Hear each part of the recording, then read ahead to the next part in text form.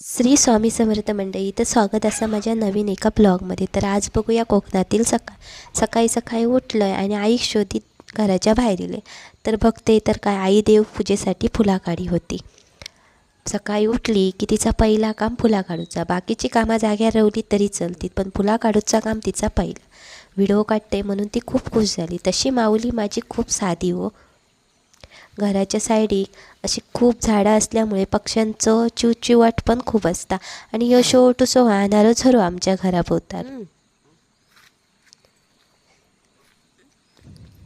कोणतरी शेजारी बीन फुला काढूक येतीत म्हणून सकाळी लवकर उठान फुला काढता. केळीची झाडा, चिकूची झाडा, परत लिंबू, अशा अनेक प्रकारच्या झाडांनी अगदी मन असा प्रसन्न वाटता हिरव्यागार बघून.